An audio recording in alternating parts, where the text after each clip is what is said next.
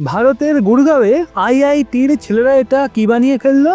America এবং ইসরায়েলের মতো দেশগুলো ভাবতে বাধ্য হয়েছে, ভাবছে মোদী সরকারও সেই ব্রহ্মাস্ত্র যদি পাকিস্তানের বিরুদ্ধে অপারেশন সিঁদুরের আগে তৈরি হয়ে যায় তো তাহলে একাই পুরো খেলা উল্টে দিত। ভারতে তৈরি হলো সেই এআই পাওয়ার শিকারী যা আকাশেই শত্রুর ড্রোনগুলোকে খুঁজে বের করবে। এমনকি তাতে চীনও তখন চাপে পড়ে যাবে। তো সালটা 2025।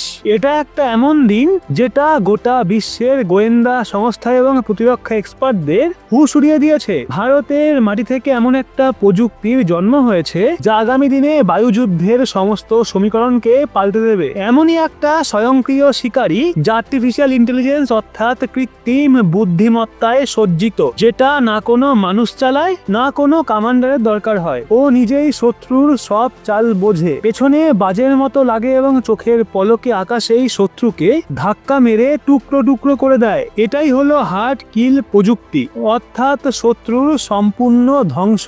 এটা কোনো সাধারণ হাতিয়ার নয়, এটা ভারতের সেই স্বদেশী ঢাল যেটা চীন এবং পাকিস্তানের কাছে এখন থেকে দুঃস্বপ্নের মতো প্রমাণিত হতে চলেছে।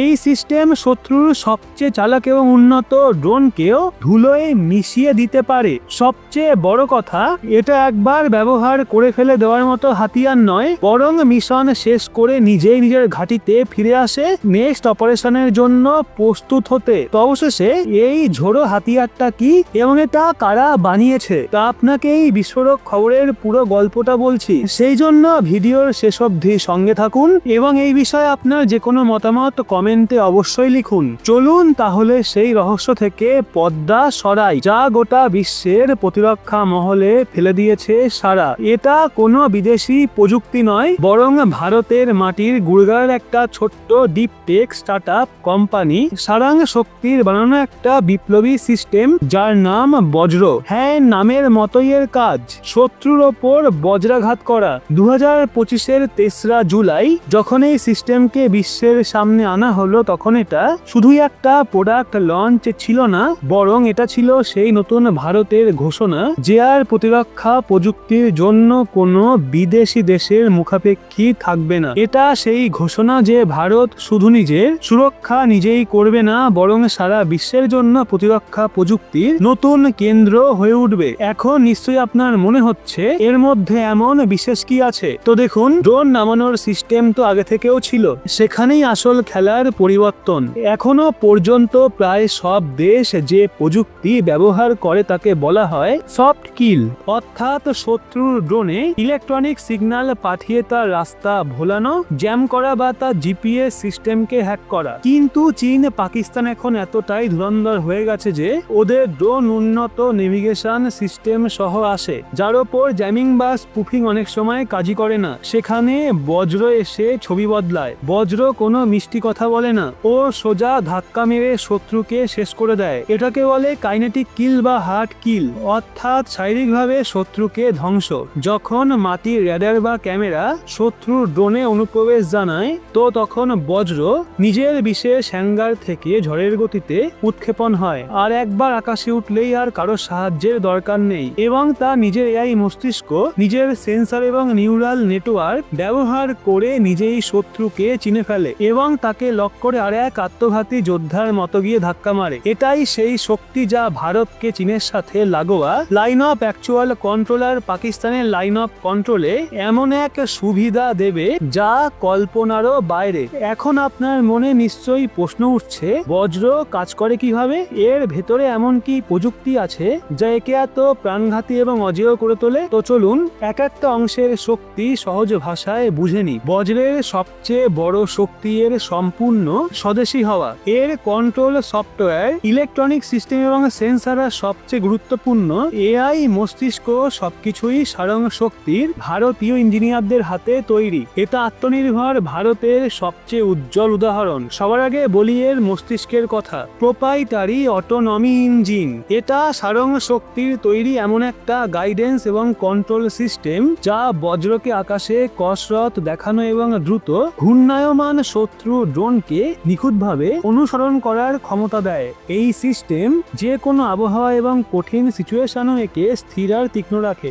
এর পরাশের চোখ, যখন বজ্র শত্রুর 50 থেকে 100 মিটারের মধ্যে পৌঁছে যায় তখন এর ভেতরে ইলেকট্রো অপটিক্যাল ইনফ্রারেড সেন্সর সক্রিয় হয়ে যায়। এটা এক প্রকারের সুপার অ্যাডভান্স চোখ, যা দিনের আলো, ঘন অন্ধকার এবং কুয়াশাতেও শত্রুকে পরিষ্কার দেখতে পায়। এই চোখ থেকে পাওয়া ছবি এর এআই মস্তিষ্ক প্রক্রিয়া করে। এই এআই হাজারো রকমের ড্রোনের ছবির ওপর ট্রেনিং পেয়েছে, যার ফলে এটা বন্ধু এবং শত্রু ড্রোনের পার্থক্য নিজেই করতে পারে, আর একবার লক্ষ্য ঠিক হলে তা কোনোভাবে ছাড়ে না। এখন এর সবচেয়ে বড় বৈশিষ্ট্য হার্টকিল এবং ফেরত আসা। যখন বজ্র শত্রুর ড্রোনে ধাক্কা মারে তখন নিশ্চয়ই প্রচন্ড ধাক্কা লাগে, তো তাহলে বজ্র নিজেকে বাঁচায় কিভাবে? সেখানেই রয়েছে ইঞ্জিনিয়ারদের জাদু। এর সমস্ত গুরুত্বপূর্ণ এবং সেন্সিটিভ অংশ কেবলারের তৈরি এক মজবুত গম্বুজের নিচে সুরক্ষিত। তো কেবলার সেই উপাদান যা বুলেট প্রুফ জ্যাকেট বানাতে ব্যবহৃত হয়। এটা ধাক্কার ঝাঁকুনি সামলায় এবং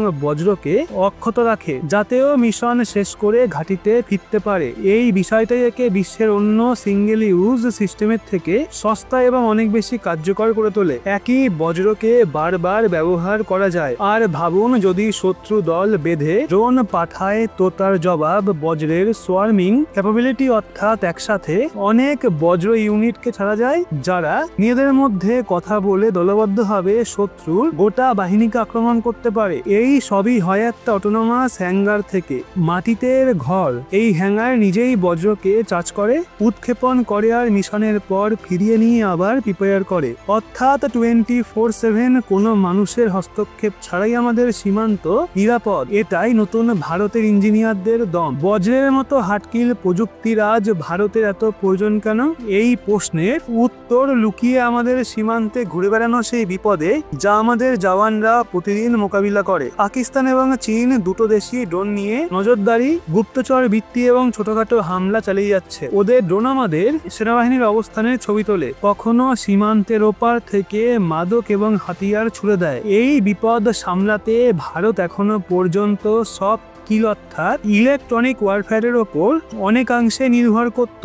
আপনি নিশ্চয়ই মনে করছেন সেই গোপন মিশনের কথা, যেটাকে কিছু এক্সপার্ট অপারেশন সিঁদুরের অঘোষিত নাম দেন, যেখানে ভারতীয় সেনা এবং গোয়েন্দা সংস্থা একটা অদৃশ্য যুদ্ধ শুরু করেছিল। পাকিস্তান, চীন এবং তুর্কির হাজার হাজার ড্রোনের ইলেকট্রনিক সিস্টেম হয় জ্যাম করা হয়েছিল, নয়তো হ্যাক করে অচল করে দেওয়া হয়েছিল। মে 2025-এ পাকিস্তান তাদের নতুন EIA-3 ড্রোন দিয়ে সীমান্তে হুলুস্থুলুস করার চেষ্টা করলে ভারতের ইলেকট্রনিক ওয়ারফেয়ার সিস্টেম তাও ব্যর্থ করে দেয়। এটা ছিল আমাদের বড় সাফল্য, কিন্তু এতে এক নতুন বাস্তবতাও স্পষ্ট হয় যে শত্রু ক্রমাগত নিজের প্রযুক্তি উন্নত করছে, ডেভেলপ করছে, এমন ড্রোন বানাচ্ছে যেগুলোর ওপর ইলেকট্রনিক হামলার প্রভাব কম। সেখানেই বজ্রের মতো সিস্টেম গেম চেঞ্জার হিসেবে আসে। এটা আমাদের প্রতিরক্ষা ব্যবস্থায় নতুন স্তর যোগ করে। এখন আমাদের কাছে সফট কিলের ইলেকট্রনিক দেওয়ালও আছে, আর বজ্রের হার্ড কিলের লোহার তলোয়ারও। যদি শত্রুর ড্রোন ইলেকট্রনিক আক্রমণ থেকে বেঁচে যায়,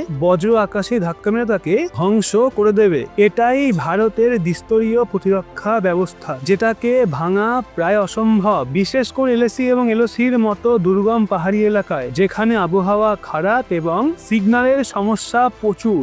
সেখানে বজ্র একরকম পরম আশীর্বাদ। এটা হবে আমাদের জওয়ানদের অদৃশ্য দেহরক্ষী, আকাশ থেকে তাদের পাহারা দেবে এবং কোনো হাওয়াই বিপদ তাদের কাছে পৌঁছানোর আগেই ধ্বংস করে দেবে। এটা শুধু হাতিয়ার নয়, বরং সীমান্তে থাকা প্রতিটা ভারতীয় জওয়ানের আত্মবিশ্বাস, যে আকাশ থেকে আসা সব হুমকির জবাব দেওয়ার জন্য বজ্র সদা প্রস্তুত। এই গল্পের সবচাইতে অনুপ্রেরণাদায়ক এবং গর্বের অংশ হলো সেই উদ্যম যার সাথে বজ্র বানানো হয়েছে। এর পেছনে কোনো বিদেশি কোম্পানি বা সরকারি সংস্থা নেই, রয়েছে IIT দিল্লি থেকে বেরোনো কয়েকজন দেশপ্রেমিক তরুণের মেধা এবং পরিশ্রম। সারং শক্তি প্রতিষ্ঠিত হয় 2023 সালে। এই তরুণরা স্বপ্ন দেখেছিল ভারতকে প্রতিরক্ষা প্রযুক্তিতে বিশ্ব নেতা করার। মাত্র 2 বছরের মধ্যে সেই স্বপ্নকে বাস্তবে পরিণত করেছে তারা। এটা ভারতীয় যুবশক্তির প্রতিভা এবং তাদের উদ্ভাবন এবং মেক ইন ইন্ডিয়ার আসল শক্তির গল্প।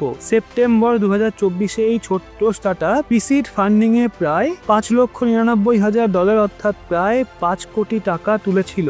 এটা সেই আস্থা যা বিনিয়োগকারীরা তাদের ভিশনে রেখেছিল, আর আজ বর্তমানে বজ্রের রূপে তার ফল সারা বিশ্বের সামনে। সারাং শক্তির লক্ষ্য শুধু ভারতের জন্য হাতিয়ার তৈরি করা নয়, বরং তাদের vision from India for global, অর্থাৎ ভারতে তৈরি করে সারা বিশ্বে রপ্তানি করা। সেই দিন দূরে নেই যেই দিন বিশ্বের দেশগুলো তাদের সীমান্ত রক্ষার জন্য ভারতের বজ্র কিনতে লাইন দেবে। সারং শক্তির দল এখানেই থামতে চায় না, বরং তাদের নজর ভবিষ্যতের দিকে, আর তারা বজ্রকে আরো ভয়ঙ্কর করতে চাইছে। ভবিষ্যতে একে ভারতের স্বদেশী রাডার সিস্টেমের সাথে যুক্ত করা হবে, যাতে এর নজর আরো তীক্ষ্ণ হয়। এছাড়া বড় আকারের ড্রোন বা হেলিকপ্টারের মতো বিপদের মোকাবিলায় বজ্রে বিখণ্ডন বিস্ফোরক অর্থাৎ শার্প নেল সহ ছোট বোমা লাগানোর কাজে চলছে।